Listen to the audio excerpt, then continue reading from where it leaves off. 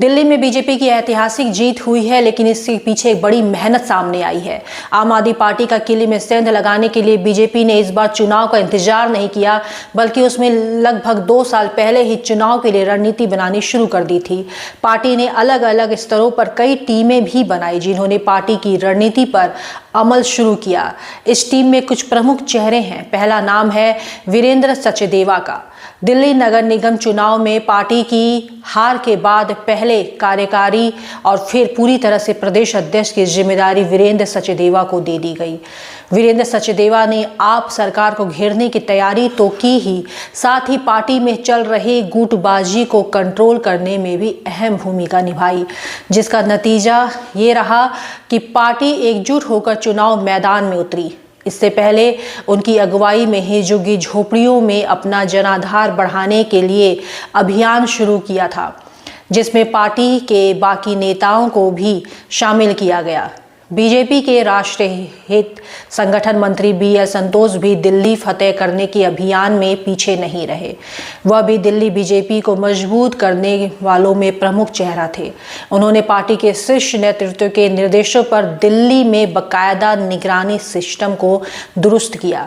साथ ही यह भी सुनिश्चित किया कि दिल्ली में RSS की टीमें भी पूरी ताकत के साथ काम करें, ताकि दिल्ली में छिटक गए बीजेपी के पुराने वोटरों को भी साथ में लाया जाए। अगला नाम है रामवीर सिंह बिधूड़ी का।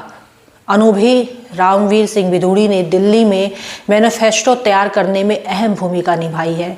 इससे पहले बीजेपी ने मुफ्त योजनाओं पर उस तरह से आक्रामक प्रचार नहीं किया जैसा इस बार किया। उन्होंने ही मैनिफेस्टो बनाने के लिए कमेटी के अन्य सदस्यों के साथ ऐसी योजनाओं को शामिल किया जिनकी वजह से आपको टक्कर दी जा सके।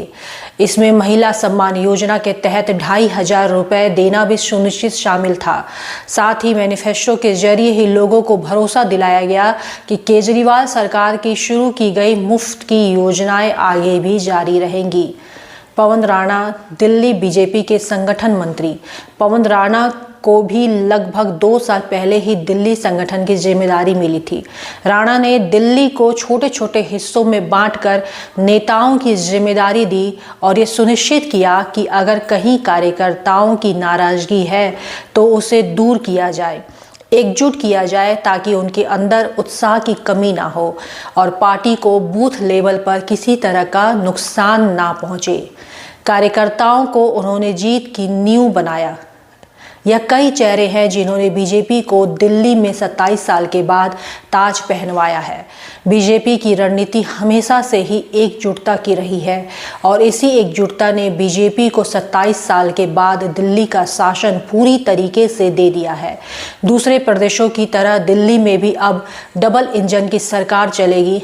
अब देखना यह होगा कि जितने भी वादे बीजेपी सरकार ने किए हैं, उन वादों को पूरा करने के लिए 5 साल का वक्त काफ़ी रहेगा या उसके बाद बीजेपी को और वक्त की ज़रूरत पड़ेगी।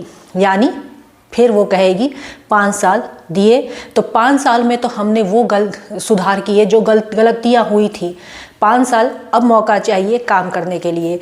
जिस तरीके से केंद्र में मोदी सरकार थी तो पहले वो भी आई थी तो पहले यही कही थी कि वो तो अभी तक सफाया कर रही है, जो कांग्रेस ने रायता बिछा रखा था, अब वो काम करेगी। तो इस लिहाज से मोदी सरकार तीसरी बार प्रधानमंत्री मोदी के रूप में उन्होंने शपथ लिया था।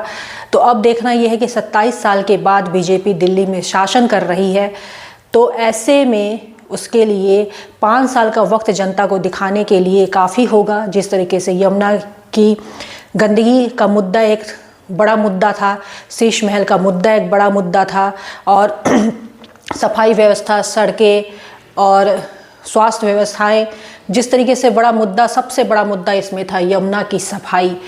तो क्या 5 सालों के अंदर यमुना की सफाई हो पाएगी और दिल्ली वालों को पीने का स्वच्छ पानी भरपूर मात्रा में मिल पाएगा? देखना होगा, ये दिलचस्प। फिलहाल मुझे दीजिए इजाज़त और चैनल को सब्सक्राइब करना ना भूलें।